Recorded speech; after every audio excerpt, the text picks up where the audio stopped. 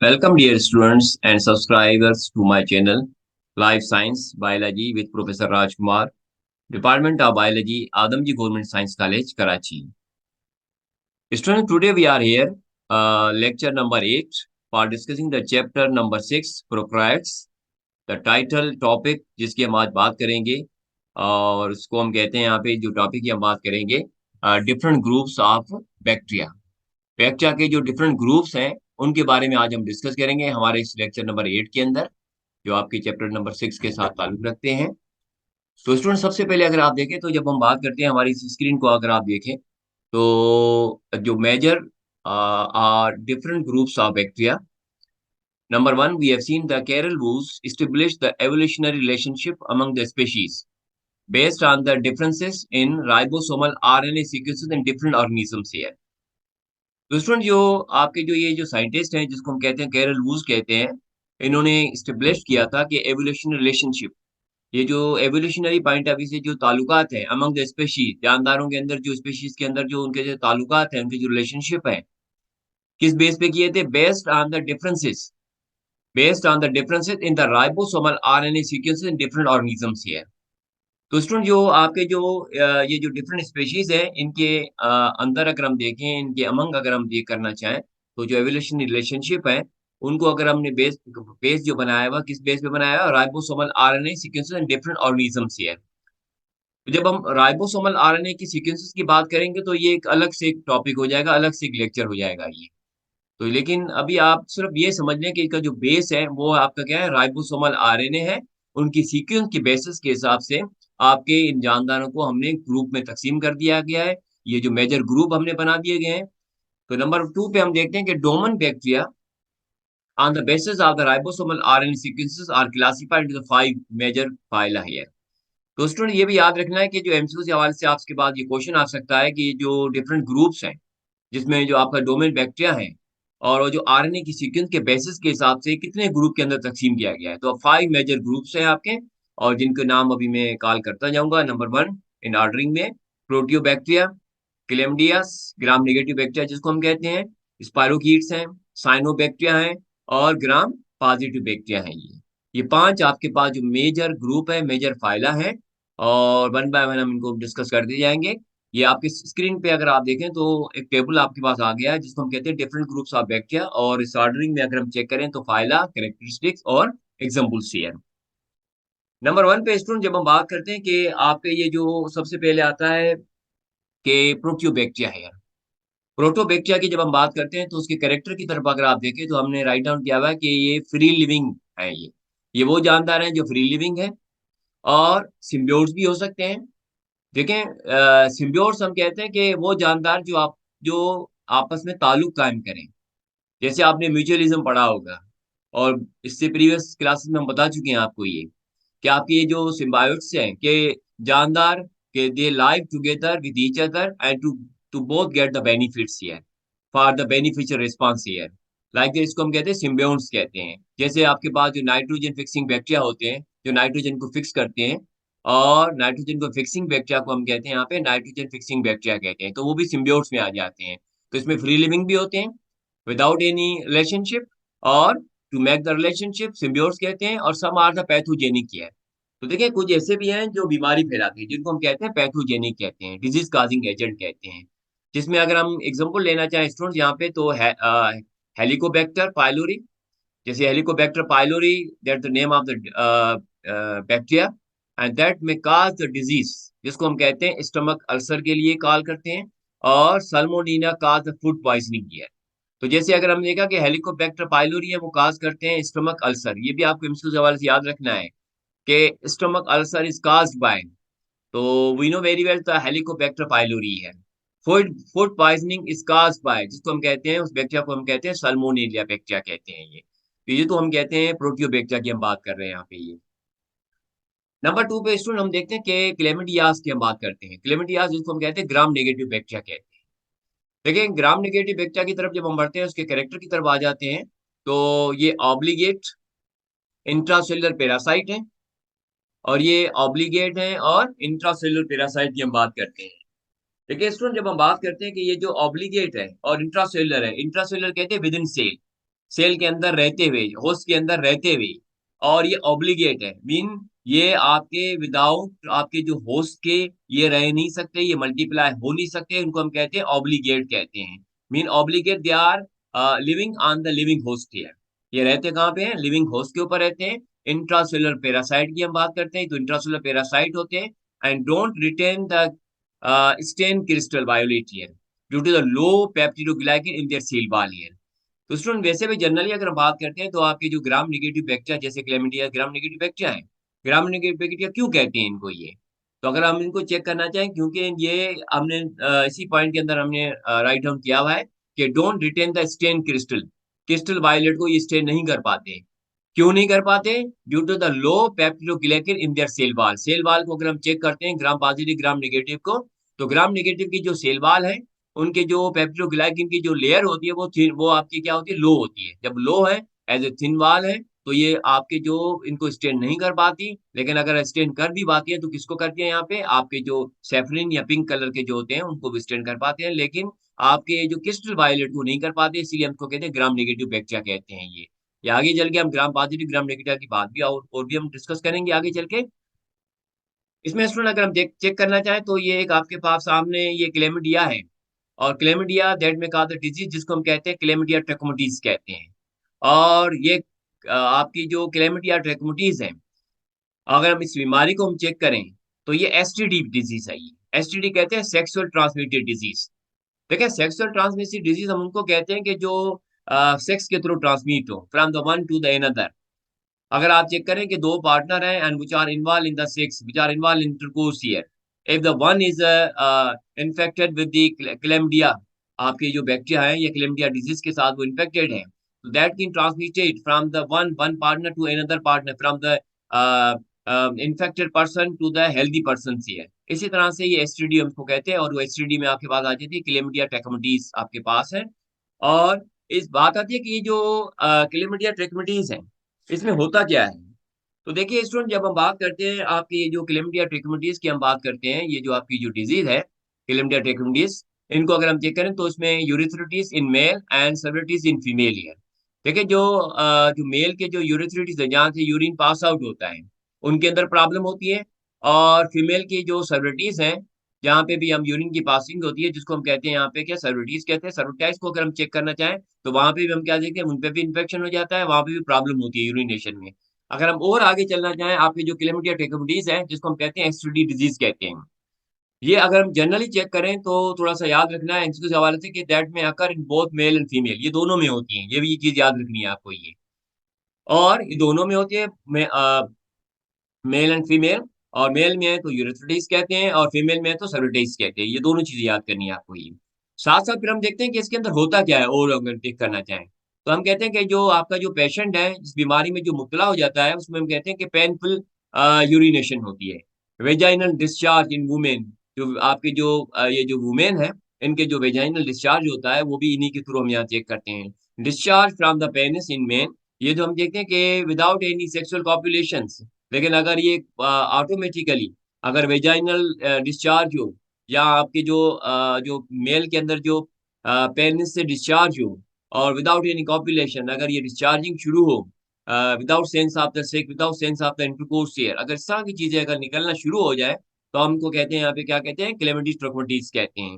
उसके अलावा और भी बहुत सारे सिम्टम इनमें होते हैं, हम कहते हैं painful sexual intercourse in women, और testicular pain in men, men के अंदर जो टेस्टिस होते हैं उनके अंदर पेन होता है जिसको हम कहते हैं टेस्टिकुलर पेन कहते हैं। ये सारे प्रॉब्लम आते हैं क्लेमिडिस ट्रैकोमैटिस में आ जाती हैं ये। नंबर थर्ड पे स्टूडेंट अगर हम चले तो स्पायरोकीट्स है। स्पायरोकीट्स की जब हम कैरेक्टर की तरफ आते हैं तो ये स्पाइरल शेप के होते हैं, ये हम शेप की पहले ही ऑलरेडी बात कर चुके हैं। ये स्पाइरल शेप है विद फ्लैजिला, और स्पाइरल शेप के साथ साथ हम क्या देखते हैं कि ये फ्लैजिला और फ्री लिविंग ऑर्गेनिज्म है, और साथ साथ हम देखते हैं कि ये एनारोबिक होते हैं और पैथोजेनिक भी हो सकते हैं ये। तो ये फ्री लिविंग भी है और पैथोजेनिक भी है, और ये एनारोबिक है, और स्पाइरल शेप ये होते हैं और फ्लैजिला के साथ होती है ये।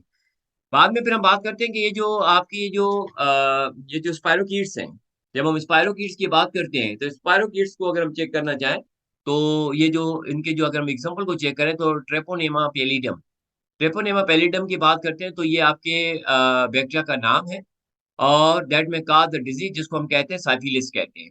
साइफिलिस डिजीज को अगर हम चेक करें तो हमने इसके बारे में लिख दिया है ब्रैकेट में, अगर आप चेक करें तो painless injury in genital and mouth.